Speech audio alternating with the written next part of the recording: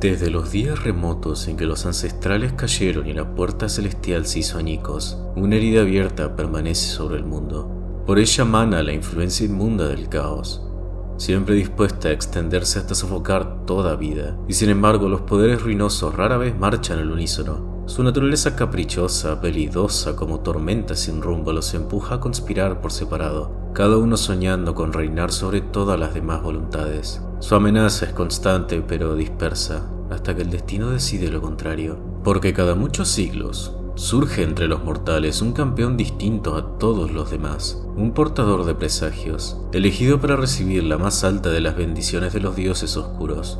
A este ser se lo conocen las crónicas como el Señor del Fin de los Tiempos, el Gran Elegido, aquel ante quien incluso los poderes ruinosos depongan sus rencillas para unir fuerzas. En torno a él se derraman dones innombrables. En torno a él, el caos adquiere por fin un propósito único. Las eras recuerdan bien lo que ello implica. Cuando uno de estos colosales señores de la guerra entra a la tierra, la peste lo precede, el hambre lo acompaña, y la destrucción queda a su paso como un estandarte perpetuo. La naturaleza se subleva ante su existencia. La tierra se abre en grietas febriles bajo sus pasos.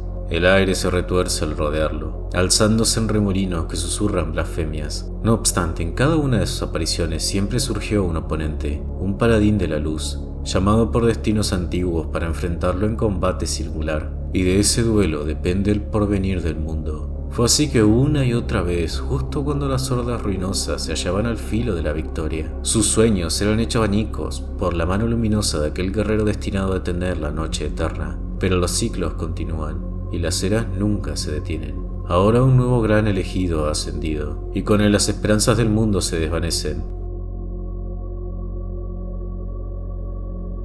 La amenaza del caos se manifiesta de incontables formas. Bestias deformes que acechan en los bosques, hordas salvajes que recorren los desiertos del norte, y los siempre traicioneros vientos de la magia que contaminan cuanto tocan. Pero su arma más peligrosa no es ninguna criatura, sino la corrupción del alma.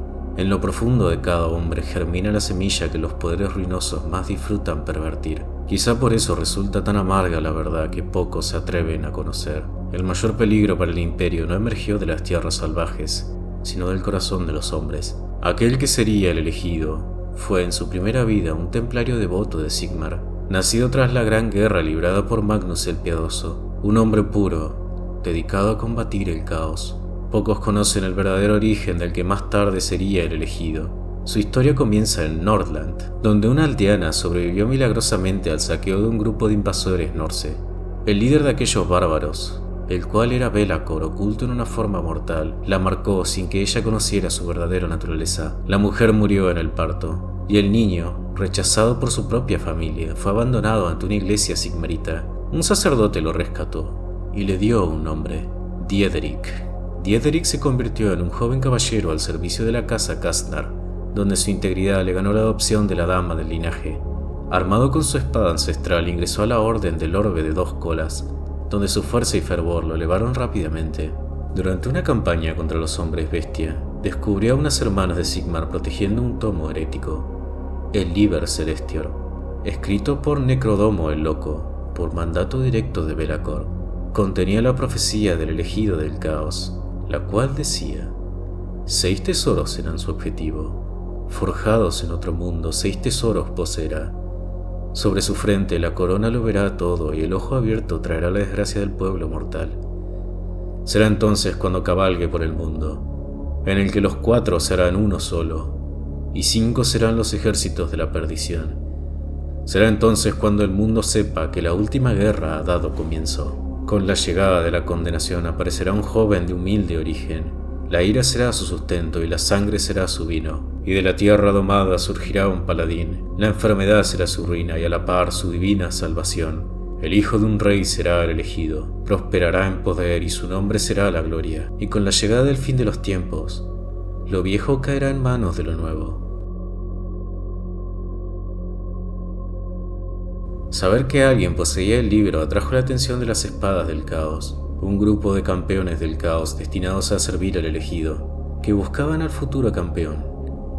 La vida de Diederik se desmoronó cuando su propia orden lo declaró hereje por poseer el libro. Tras escapar de sus perseguidores y de los guerreros del caos, encontró ruinas donde antes existía la casa Kastner. Allí, con la ayuda de una joven llamada Giselle y del sacerdote que lo crió, comprendió la verdad.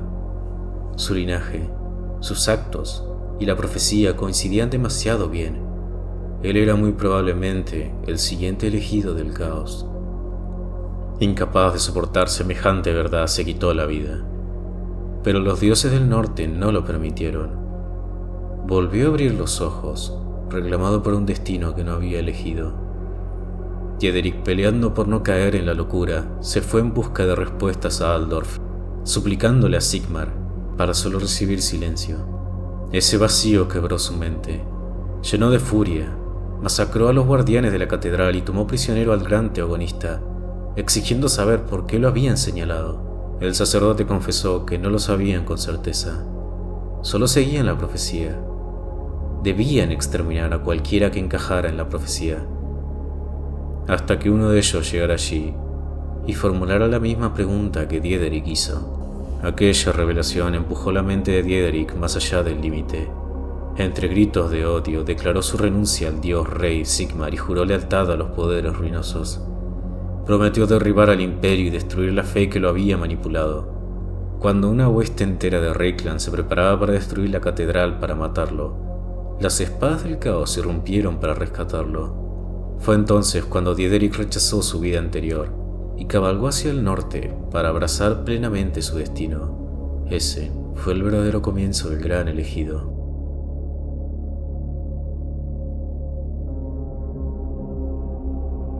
El elegido dirigió su mirada hacia el primero de los artefactos profetizados en el libro, oculto en el altar de la oscuridad verdadera. Más allá de las tierras heladas de Nagaroth, reunió un par de guerreros y marchó hacia la ciudadela del rencor, donde encontró una batalla ya en marcha. Gorath el Devastador, señor de una hueste sanguinaria, había sido atrapado por las trampas élficas y estaba a punto de sucumbir bajo una lluvia de virotes. Sin dudarlo, el recién proclamado campeón ordenó cargar. Bastines y jinetes bárbaros rompieron las líneas laterales mientras los juramentados de Gorath recuperaban terreno. La tormenta de virotes cegó decenas de vidas, pero la marea del caos siguió avanzando hasta hacer tambalearse a los lanceros élficos. El choque final fue un torbellino de acero, huesos y gritos, una carnicería en la que cada guerrero parecía ser un arma viviente al servicio de fuerzas superiores. La batalla cambió cuando un gran dragón negro descendió entre nubes venenosas, montado por una hechicera de mirada cruel. Su magia abrió surcos sangrientos entre los guerreros y Gorath, cegado por su ambición, la desafió, solo para morir desollado en una tormenta de cuchillas. Mientras tanto, el elegido luchaba contra un asesino élfico que lo desarmó con rapidez, pero incluso desprovisto de su espada, respondió con brutalidad. Atrapó al asesino por la garganta, arrancó su corazón con la daga del elfo y alzó sangriento el trofeo hacia el templete del caos. Los cielos se partieron con un relámpago carmesí. Los dioses lo habían visto y estaban dispuestos a responder. Entonces una figura alzada cayó del firmamento. Valkia la sanguinaria, campeona carmesí, se abalanzó sobre el dragón negro y lo abatió en un duelo aéreo tan breve como feroz. Su victoria incendió el ánimo de los juramentados en sangre y junto a las tropas del elegido desmoronaron definitivamente las defensas de los elfos. Una marea de garras y acero acabó con la ciudadela. Con la fortaleza enemiga hecha ruinas, el elegido descendió solo a las entrañas de la ciudadela del rencor. Ni la oscuridad absoluta ni las criaturas deformes que infestaban los pasillos pudieron detenerlo. Entre grutas y santuarios prohibidos consagró el altar de la oscuridad verdadera, con el sacrificio de los trogloditas que lo guardaban. Cuando emergió de nuevo a la luz nocturna, estaba cubierto de sangre y vísceras, pero llevaba sobre la cabeza su primera recompensa, la marca ardiente del caos, símbolo del favor unánime de los poderes ruinosos. Los guerreros que presenciaron aquel regreso se arrodillaron ante él sin necesidad de palabras. El ejército que lo seguiría hasta el fin del mundo acababa de nacer. Tras abandonar las tierras decadentes del oeste a bordo de un navío robado, el guerrero siguió su camino acompañado por una flotilla de marineros curtidos en la guerra. Su ruta lo llevó hacia un reino desconocido, habitado por criaturas de piel pálida y naturaleza semihumana, seres que jamás habían visto la luz del sol. La batalla contra aquellos habitantes subterráneos se extendió durante 6 días y 6 noches. hasta que la ciudad de aquellos seres quedó reducida a polvo. En lo más profundo de aquella necrópolis, entre tumbas olvidadas por el tiempo, el viajero encontró la cripta de Morcar, el primero entre los elegidos. Allí reposaba su armadura ancestral, pero el relicario no era un trofeo. La armadura cobró vida, animada por el espíritu indómito de su antiguo dueño, y atacó al intruso con una furia implacable. Golpes espectrales llovieron sobre él como si provinieran de un guerrero invisible. Solo cuando el viajero pronunció una maldición en la lengua muerta de los umberógenos, el espíritu vaciló por un instante. Ese único segundo bastó. El contraataque fue devastador y el espíritu se desvaneció entre ecos antiguos. Con aquel triunfo, el guerrero reclamó la armadura del primer elegido como propia. Su siguiente desafío lo llevó a la altura de Norska, hasta el risco de las bestias, donde la tierra se hacía humo entre las nubes.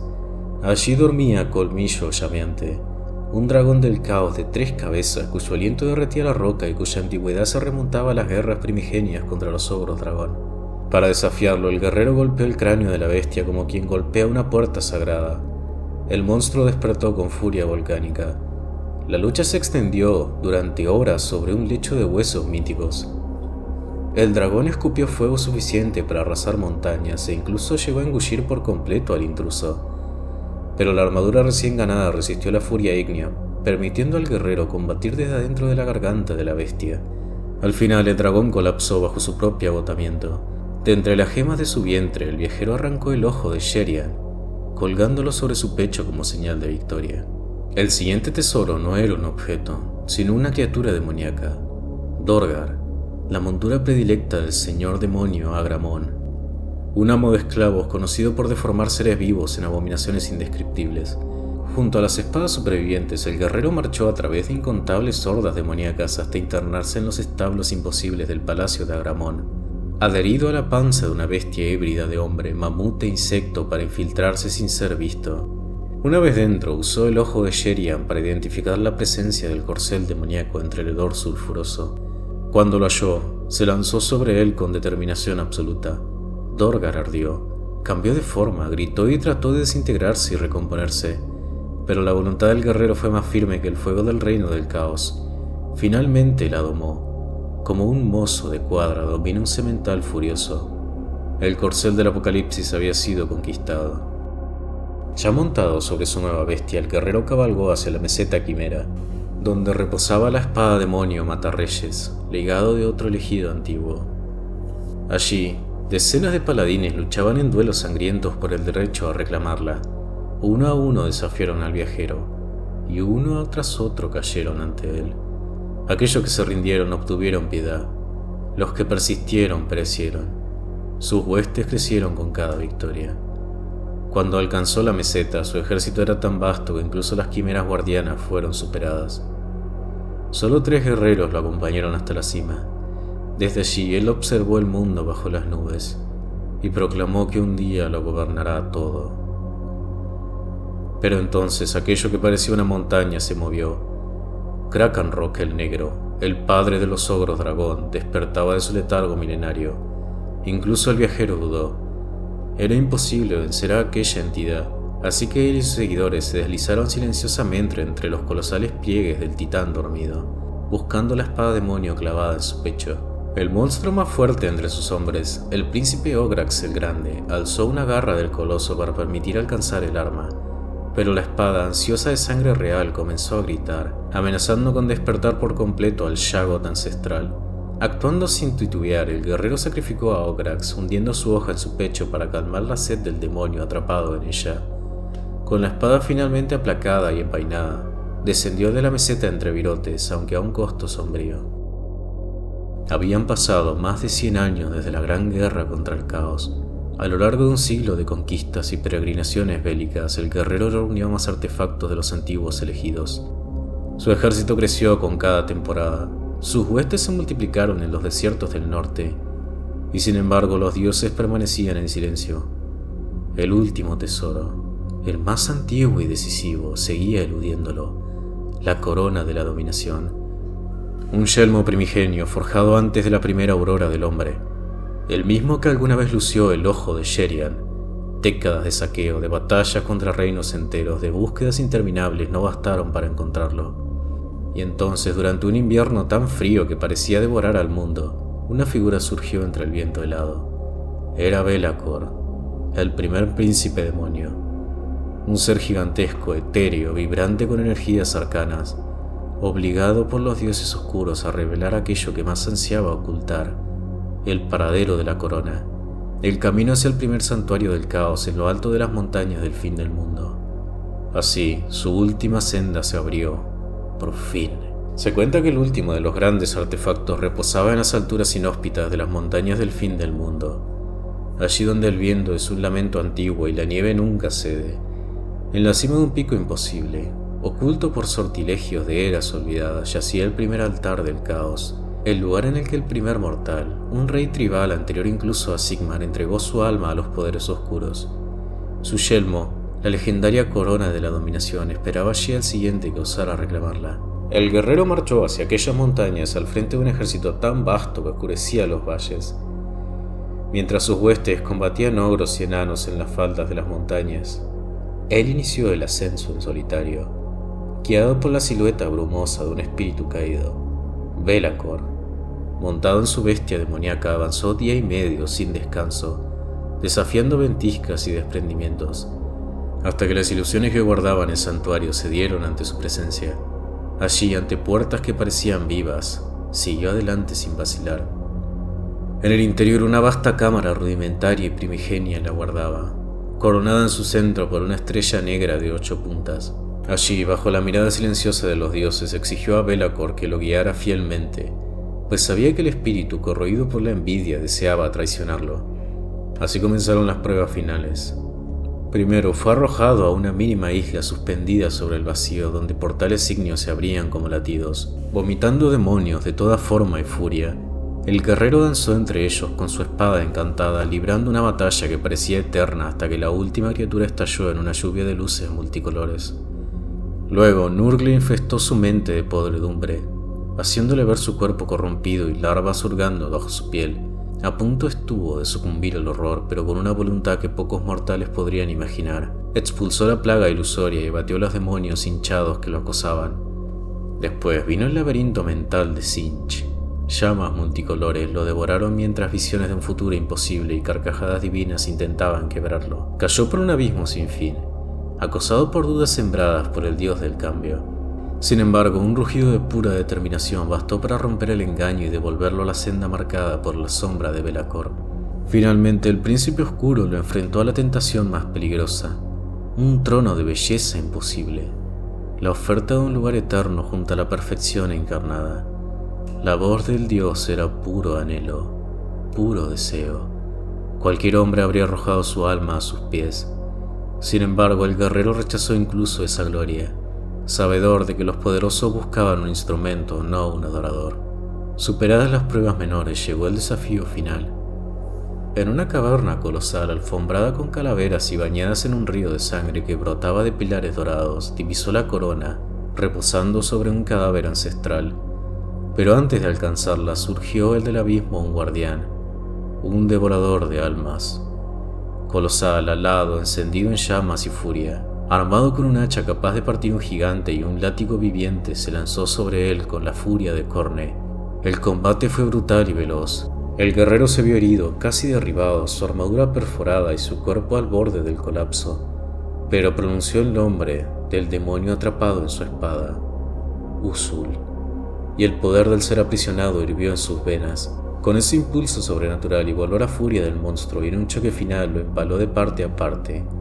El demonio murió desvaneciéndose entre los huesos, mientras la espada regresaba por sí sola a la mano de su dueño. Destrozado, sangrante, al borde de la muerte, alcanzó al fin el trono de roca donde la corona aguardaba. Be'lakor intentó reclamarla, pero sus manos espectrales no pudieron tocarla. Maldiciendo, se disolvió entre las sombras. El guerrero extendió sus manos acorazadas, tomó la corona de la dominación y la alzó. En ese instante, todas sus heridas se cerraron y una energía impía recorrió su cuerpo. Tras más de un siglo de búsqueda, había cumplido el destino marcado para él. Había nacido el heraldo del fin de los tiempos. Cuando el guerrero descendió de la montaña y regresó al campamento, un silencio antinatural se extendió entre las huestes reunidas, desde los más brutales guerreros del caos hasta las tribus bárbaras recién subyugadas, pasando por demonios danzantes nacidos del delirio. Todos se inclinaron ante él como un solo ser, como si la tierra quisiera postrarse a sus pies. Al despojarse del yelmo, miles de ojos evitaron contemplarlo, no por miedo, sino por una reverencia profunda, religiosa. Entonces los poderes reunidos hicieron lo impensable. Unieron su voluntad por primera vez en siglos. Forzaron al espectro celoso que lo guiaba, al primer príncipe demonio, a coronar al mortal que había superado todas las pruebas. Belacor, rebosante de dolor y envidia, colocó la corona de la dominación sobre su cabeza, mientras su esencia se consumía en maldiciones que acabaron por arrastrarlo de vuelta a su reino. En cuanto el metal reposó sobre su frente, el aire mismo pareció estremerse. La aprobación divina se hizo sentir como un trueno bajo los huesos. Lentamente el guerrero tomó el talismán amarillo que había cargado durante todas sus gestas y lo encajó en el lugar vacío de la corona. La piedra titiló, respiró, luego estalló en luz. Los cielos rugieron, la tierra se abrió, las voces de los dioses reían. Fue así como los poderes oscuros revelaron sin duda alguna a su favorito. Lo proclamaron el señor del fin de los tiempos, heraldo de la última invasión, futuro quebrantador del mundo y sombra que algún día oscurecería todo amanecer. Erguido ante un mar interminable de guerreros, alzó su voz, una voz que retumbó por encima del viento y de los tambores. Unimos nuestras fuerzas, luego marchamos al sur. La horda respondió con un rugido que hizo vibrar la montaña. Mientras la multitud celebraba, un cometa de 2 colas atravesó el firmamento, iluminando el amanecer con un fuego ardiente. Los agoreros del imperio predican que las incursiones del norte no han hecho más que empezar. Aseguran que cada cierto tiempo un señor oscuro se alza, unificando a las tribus bajo una sola voluntad, para iniciar una invasión tan vasta que solo el campeón de la luz podría interponerse. Dicen también que incluso cuando este héroe logre frenar el avance por un instante, miles de inocentes habrán caído. Los campos quedarán en ruinas y los sepulcros se alzarán como bosques de piedra, que con cada victoria efímera el sur se debilitará, y que al final, cuando el mundo esté exhausto y el sol no pueda atravesar la ceniza, solo quedará un paladín solitario, una chispa en un continente devorado por la oscuridad. Frente a él se extenderán las hordas, innumerables y eternas, guiadas por aquel que los dioses han señalado. Si esa profecía ha de cumplirse, si la última vela está destinada a arder sola ante la tormenta, que Sigmar nos ampare a todos.